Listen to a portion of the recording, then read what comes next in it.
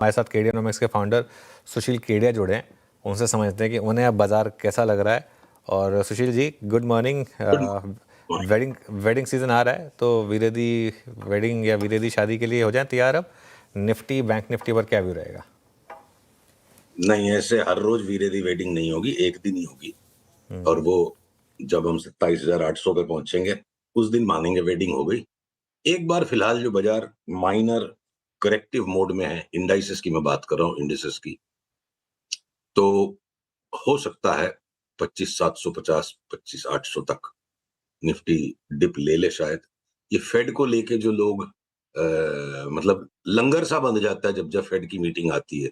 Taken for granted interest rate cut तो होगा ही। US yields 1 month, 3 months, 1 year, 5 year, 10 year, 30 year सारे के सारे ऊपर जाने की चार्ट पैटर्न्स बन चुकी है। फेड लगातार डिसअपॉइंट करेगा, इस थीसिस से हम काम कर रहे हैं। तो अराउंड द फेड इवेंट एक छोटा सा और सॉफ्ट पैच बाकी है करेक्शन का। ग्लोबल मार्केट्स की करेक्शन जो है वो थोड़ी सी ज्यादा अग्रेसिव हो सकती है अगले 4-5-7 दिन। अब उसको लोग जस्टिफाई कर देंगे फेड ने डिसअपॉइंट किया या हॉकिश बोल गया। कॉस्पी, निकी, डैक्स, फुटसी, एस&पी, नैस्डैक सबकी चार्ट टूट चुकी है। तो थोड़ा सा और वहां पे 3-4-5% तक का करेक्शन बाकी है। इंडिया 1-1.5% ही करे इंडिसेस पे और उसके बाद हमारी तेजी शुरू हो। इसमें एक एडिशन करना है अनुज। जो रिसेंट ट्रेडिंग टॉप्स बने हैं यूएस इंडिसेस में, मेरे को लगता है 3-4% के और फर्दर करेक्शन के बाद वापस इनमें एक नया हाई आए और एशियन मार्केट्स में नहीं आए। डैक्स में भी आ सकता है नया हाई। और निफ्टी ने चूंकि किसी का साथ नहीं दिया, निफ्टी अपनी धुन में चला जा रहा है लास्ट 1 साल में, निफ्टी भी एक नया हाई मारे, ये हमारा ग्लोबल थीसिस है। रेट्स बढ़ेंगे, dollar index will shoot up like anything. और ये दोनों का जस्टिफिकेशन होगा कि यूएस इकोनॉमिक डेटा अगले 3-4 महीने में एक्सेसिवली स्ट्रांग होगा before recessionary fears return.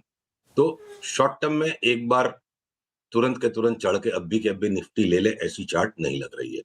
Sector rotations बहुत स्ट्रांगली हो रहे हैं और बहुत बड़े बड़े कॉल्स अलग अलग सेक्टर्स में बड़े बाइज और बड़े सेल्स के बन रहे हैं। तो इंडेक्स का मूवमेंट बड़ा कंप्रेस्ड, सप्रेस्ड है और बहुत बड़ी बड़ी चाल इंडिविजुअल सेक्टर्स और स्टॉक्स में दोनों तरफ बन रही है। ओके, तो एक बात बताइए, आईटी पर क्या व्यू बन रहा है? कुछ सेंस बन रही है क्या कि एक अगर AI reversal trade play out हो रहा है अमेरिका में, तो जो ट्रेडिशनल आईटी सर्विस प्रोवाइडर्स है वहां पर पैसा है। निफ्टी आईटी 200 मूविंग एवरेज पर भी है। यहाँ पर क्या व्यू रहेगा आपका? क्षमा करेंगे, थोड़ी सी स्पष्ट बात करने की जरूरत और आदत हमें दोनों ही है। ये अगर मगर से कोई मतलब नहीं, आईटी में सीधा सीधा वन वे अप ट्रेंड बनता जा रहा है और ट्रेंड स्ट्रॉन्गर होता जा रहा है। तो कौन सी स्टोरी इसको जस्टिफाई करेगी, वो स्टोरी अपने आप सामने आ जाएगी। पर एआई का बबल करेक्ट होगा, वापस एनवीडिया नया हाई मार सकता है, तो उसके कारण हमारे इन्फोसिस, विप्रो के प्राइस चेंज हो जाएंगे, ऐसा नहीं है। हर एक स्टॉक का अपना अपना डिमांड सप्लाई पैटर्न है और हम एक तरफा तेजी में है आईटी में। और ज्यादातर होता है चार्ट्स पहले ही 2 महीने 3 महीने पहले से फायर अप हो जाती है। जब ट्रेंड कंफर्मेशन होता है तो इंस्टीट्यूशनल रिसर्च जो है ना, बड़ी सेफ गार्ड होके चलती है। वो ह्यूमन नेचर है। तो institutional research will always lag proprietary research और टेक्निकल रिसर्च। तो अब एक एक करके ब्रोकरेज हाउसेस के वो कंफर्मेटरी कॉल्स आने लग जाएंगे और कंफर्ट जोन आ जाएगा, वहीं करेक्शन शुरू हो जाएगा। तो हम लोग एक तरफा आईटी की तेजी में है और एक एक करके ब्रेकआउट्स जुड़ते जा रहे हैं। कलटेक महिंद्रा में बड़ा ब्रेकआउट आ गया, विप्रो में एनी टाइम बड़ा ब्रेकआउट आ जाएगा। हमें साल भर के व्यू में सारे आईटी मेजर्स में ना 50% तक की ऊपर की जगह दिखती है और छोटे वाले स्टॉक्स में तो 70-80% की जगह है। चलिए सुशील जी, एक बहुत समय हो गया कोई रॉकेट कॉल नहीं हुई, कोई एक बढ़िया सा स्टॉक जो आपका इस समय का टॉप फेवरेट स्टॉक है, ऐसा कुछ स्टॉक हो जो। बाजार जैसे रॉकेट बनाएगा तब होगा। मेरा फेवरेट कोई नहीं है। मेरा फेवरेट है रिवॉर्ड रिस्क हाई होना चाहिए, हाई प्रोबेबिलिटी पैटर्न होना चाहिए, एंट्री एग्जिट बिल्कुल डेफिनेशन का मामला होना चाहिए। तो अभी हमने 20 मिनट पहले अपने क्लाइंट्स को रैलीज पे एक अलर्ट दिया है कि रैलीज में ब्रेकआउट आ गया और यहाँ से स्टॉक डबल हो सकता है कुछ महीनों में। एक एक करके फर्टिलाइजर के स्टॉक्स चल रहे हैं। अनुज, एक बहुत इंपॉर्टेंट चीज को डिस्कस करना जरूरी है। मेटल के स्टॉक्स में जो लास्ट 1-1.5 महीने से वार्निंग देते जा रहे हैं कि बहुत बड़ा करेक्शन बनेगा, 10% तो वो घट गए। और अब कल परसों 2 दिन में सबकी सबकी सपोर्ट लाइन्स भी बुरी तरह से टूट गई है।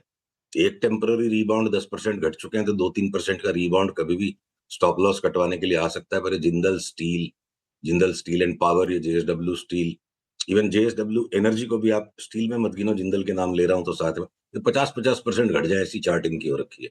टाटा स्टील 100 रुपए के नीचे चला जाए, रातों रात नहीं होंगे, सब 6-8 महीने के कॉल है। हिंडाल्को में बड़ी डाउन मूव आ गई है, स्टार्ट हो चुकी है, वो ट्रेंड स्ट्रेंथन होते जा रहा है। तो सीमेंट में अगर अब करेक्शन 25% का हो गया, 20% का हो गया, 25 बढ़ेंगे। सेक्टर रोटेशंस और स्टॉक रोटेशंस की गेम है, और इंडेक्स को ठीक है देखना हमारी विवशता है। मेरे मेटल्स के कॉल को मैं आज एम्फसाइज करना चाहता था कि सबकी चार्ट्स में तगड़ा ब्रेकडाउन आ गया है। अब क्या होगा, चाइना डंपिंग करेगा, ये करेगा, वो स्टोरी बाद में आएगी। कोई ना कोई दबा के बेचे जा रहा है, और जिसके कारण ये ट्रेंड सबके रिवर्स हो चुके हैं और डाउन ट्रेंड स्ट्रेंथन होने लग गए मेटल स्टॉक्स के। ये रैलीज के ट्रेड में आप स्टॉप लॉस क्या रखेंगे, क्योंकि आपका डबल का व्यू है?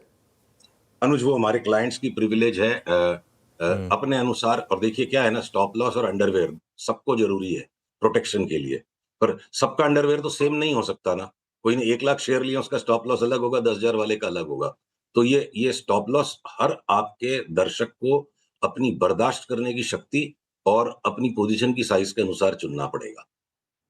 ओके, चलिए, मेटल स्टॉक्स की बात हो गई, आईटी की बात हो गई, कैपिटल मार्केट से जुड़े जो स्टॉक्स हैं उनमें क्या व्यू रहेगा अब? एमसीएक्स, बीएसई, सीडीएसएल, इन सब स्टॉक्स में? तो सीडीएसएल पे कल हमने अपने क्लाइंट से डिस्कस किया कि एक बार हम सीडीएसएल से अपना एक्सपोजर हटा लेते हैं। पैटर्न उस तरह का वर्कआउट नहीं हुआ है जिस तरह की उसमें चाल और लचक आनी चाहिए थी। एक बार विड्रॉ हो रहे हैं हम उसमें से, और विड्रॉल का मतलब देखिए, अगर पीसीआर स्क्रीन पे मेरी चार्ट दिखा सके, ये ना बहुत ही सॉफ्ट राइज आया सीडीएसएल में, संदेहास्पद हो गया है। जब तक ये 1710 के ऊपर नहीं चलेगा, हम अपनी लॉन्ग रिज्यूम नहीं करेंगे, और अगर किसी कारण से 1540 तोड़ गया, तो हम हो सकता है सीडीएसएल में शॉर्ट भी हो जाए।